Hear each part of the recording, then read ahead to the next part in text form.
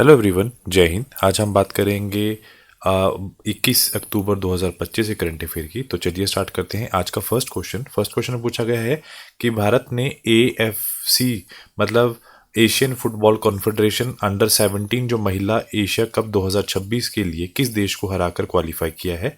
तो उसका right answer है उज्बेकिस्तान को हाल में हराया गया है। तो हुआ क्या है, भारत ने पहली बार जो है AFC अंडर 17 महिला एशिया कप 2026 के लिए क्वालिफाई किया है। भारत ने क्वालिफाई मुकाबले में उज्बेकिस्तान को हराया है और 2-1 से हराया है।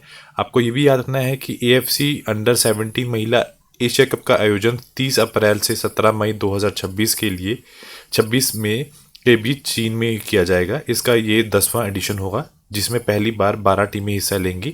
अब क्वेश्चन ये है कि एशियन फुटबॉल कॉन्फेडरेशन है क्या, जिसकी स्थापना 1954 में हुई थी, 1954 में। जो मुख्यालय है वो मलेशिया में है, कुआलालंपुर। और सदस्य कितने हैं? 47 सदस्य हैं। और ऑब्जेक्टिव क्या है? एशिया में फुटबॉल को बढ़ावा देना इसका मेन उद्देश्य है। उसके बाद फुटबॉल जगत से कुछ इम्पोर्टेंट करंट अफेयर। उसके बाद है लियोनेल मेसी जो है अर्जेंटीना से अंतर्राष्ट्रीय फुटबॉल में सबसे अधिक असिस्ट देने वाले खिलाड़ी बने हैं। और उसके बाद है भारत ने जो सैफ अंडर 17 फुटबॉल चैंपियनशिप 2025 का खिताब जीता है। उसके बाद है सुर्जियो बुकेटेस स्पेन से है, जिन्होंने अभी हाल में ही संन्यास लिया है। रियल मैड्रिड जो है 2025 में दुनिया का सबसे मूल्यवान फुटबॉल क्लब घोषित हुआ है।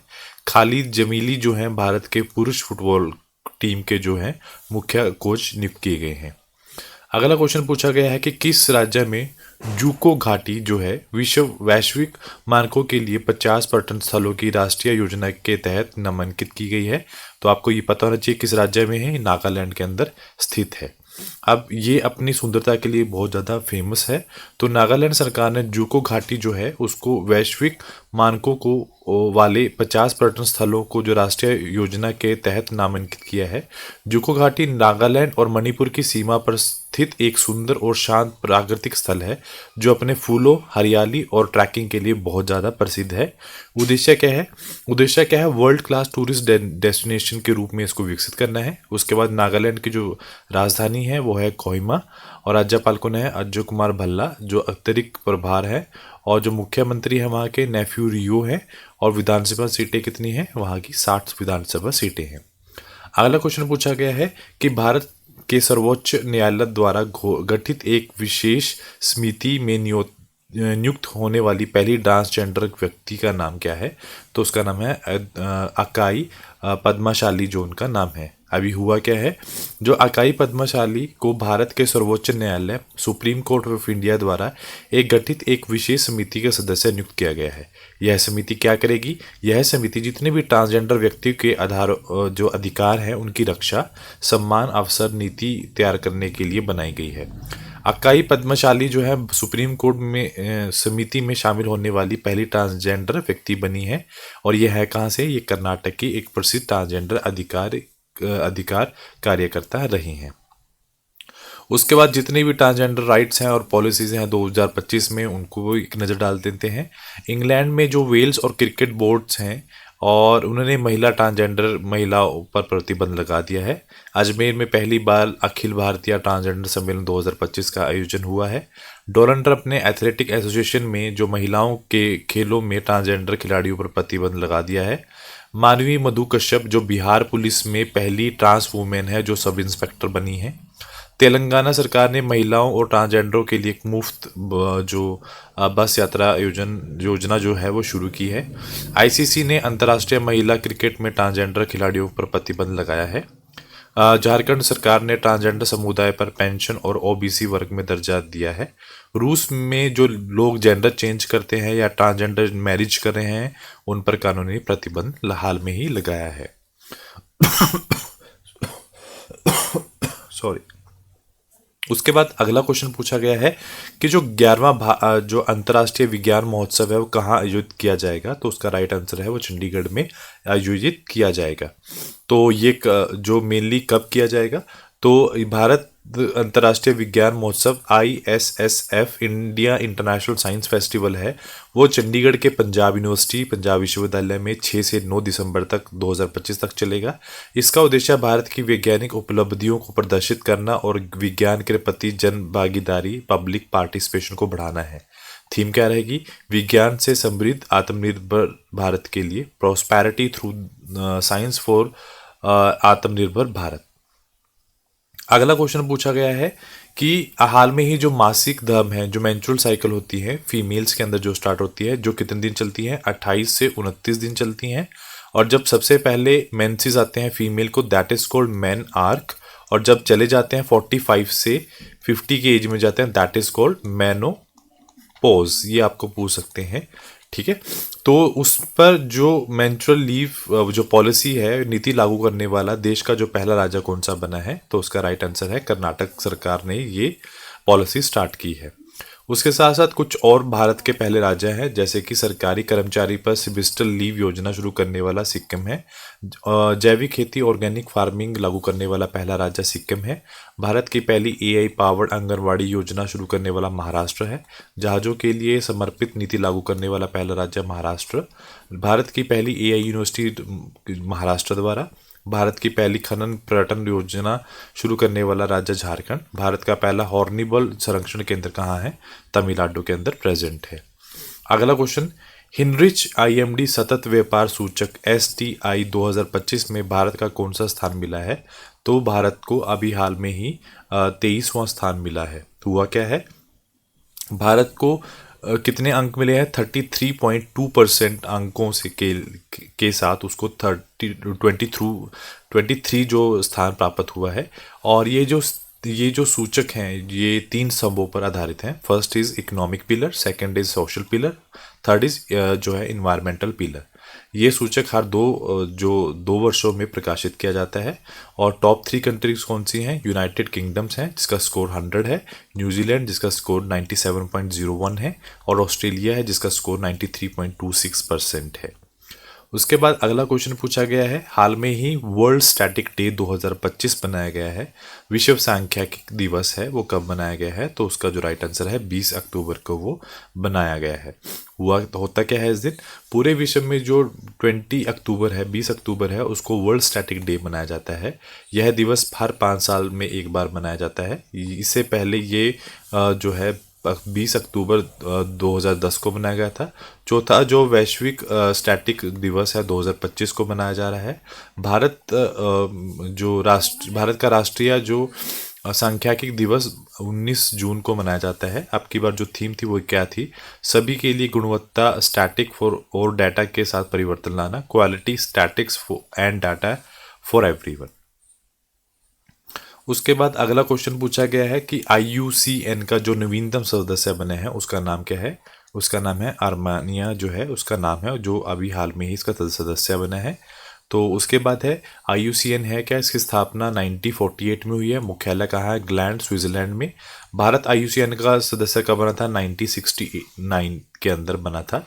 उसके साथ साथ कुछ IUCN द्वारा अवार्ड दिए गए हैं, वो उनको भी देख लेते हैं। हैरी मिसेल अवार्ड जो है वो बिप्लाब कुमार तुलकादार जो असम से हैं उनको मिला है। IUCN ने अपनी रेड डाटा सूची के अंदर मीठे पानी की जैव विविधता के महत्वपूर्ण हॉटस्पॉट के रूप में पश्चिमी घाट मतलब वेस्टर्न घाट को सूचीबद्ध किया गया है। IUCN के कैंटन R मिलर पुरस्कार में जो हाल में ही सम्मानित होने वाली पहली भारतीय कौन है? सोनाली घोष है, वो जो कौन है? काजीरंगा नेशनल पार्क की निर्देशक है। उसके बाद अगला क्वेश्चन पूछा गया है कि हाल में ही चर्चा में रही देश की हाइपरसोनिक मिसाइल कौन सी है? तो वो है ध्वनि, जो है वो हाइपरसोनिक मिसाइल चर्चा में रही है। हुआ क्या है हाल में?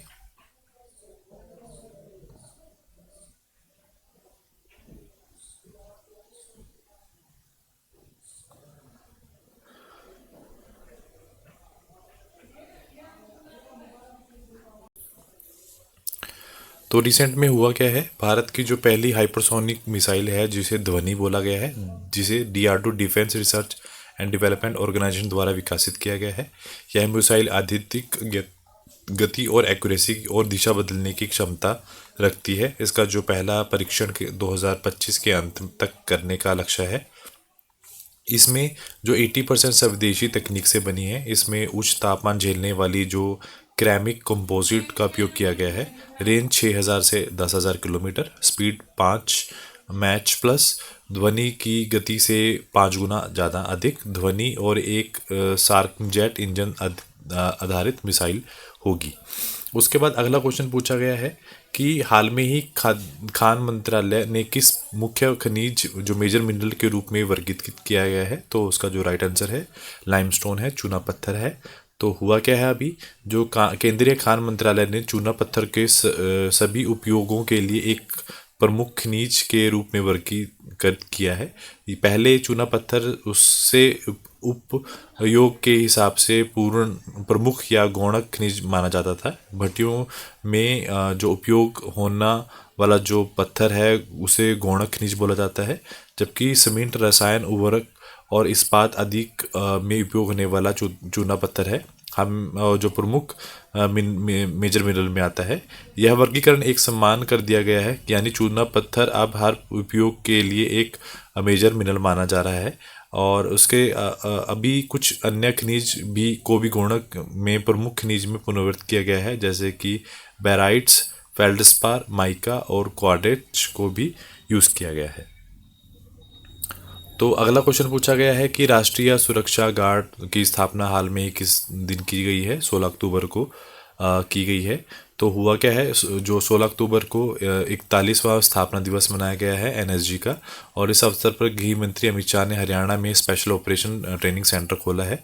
एनएसजी है क्या, एक सेंट्रल आर्म्ड पुलिस फोर्स है जो ऑपरेशन ब्लू स्टार जो पंजाब में गोल्डन टेम्पल में हुआ था उसके बाद काउंटर टेररिज्म फोर्स के रूप में बनाया गया है। तिथि क्या है, 16 अक्टूबर 1984। स्थापना, मुख्यालय हेडक्वार्टर जो है नई दिल्ली में है, और जो अधिकारिता है मिनिस्ट्री जो है मिनिस्ट्री ऑफ होम अफेयर, और डायरेक्टर जनरल कौन है, भृगु श्रीनिवास इनके डायरेक्टर जनरल हैं। उसके बाद अगला क्वेश्चन पूछा गया है समुद्रा शक्ति 2025, जो कि एक द्विपक्षीय अभ्यास भारत और किस देश की नौसेना के मध्य आयोजित किया गया है। तो उसका जो राइट आंसर है वो है इंडोनेशिया के बीच में ये किया गया। तो अब क्या हुआ है, रिसेंट में 14 से 17 अक्टूबर के बीच में भारत और इंडोनेशिया ने एक जो अभ्यास किया है, समुद्री अभ्यास किया है, जो कहाँ किया है, विशाखापत्तनम में। कौन सा एडिशन है, 5वां एडिशन है। क्या उद्देश्य है, कोऑपरेशन का, कोऑर्डिनेशन का और जॉइंट ऑपरेशनल कैपेबिलिटी बढ़ सके। टाइप क्या है, नेवल एक्सरसाइज है, और स्टार्ट कब किया गया था, 2018 में स्टार्ट किया गया था। उसके बाद है नेक्स्ट क्वेश्चन, हाल में ही लिम्स लाइव कैश डैशबोर्ड किसने लॉन्च किया है। तो उनका नाम है अर्जुन राम मेघवाल जो है, उन्होंने ये किया है। तो इसमें मेनली क्या किया है उन्होंने, ये जो लीगल का, लिम्स का मतलब है legal information management and briefing system, और ये किस किस मामलों को निपटाएगा, ministry of law and justice. और उद्देश्य क्या है इसका, सभी सरकारी मुकदमों पर निगरानी और कानूनी प्रक्रियाओं को अधिक पारदर्शी और तेज बनाना इसका मेन उद्देश्य है। हाल में ही जो एक बुक पब्लिश की गई है, रेडी रेलिवेंट और resurgent second shaping of future ready force, ये किसके द्वारा की गई है, ये राजनाथ सिंह के द्वारा विमोचन इसका किया गया है। और ये किसके द्वारा लिखी गई है, जनरल अनिल चौहान के द्वारा लिखी गई है। स्थान नई दिल्ली है, और विमोचन रक्षा मंत्री राजनाथ सिंह द्वारा। और यह पुस्तक भारतीय सशस्त्र बलों के भविष्य के लिहाजों से और अधिक सक्षम और तैयार बनाने की रणनीतियों पर आधारित है। तो आज के लिए इतना ही। Do like share subscribe my channel. Thank you so much.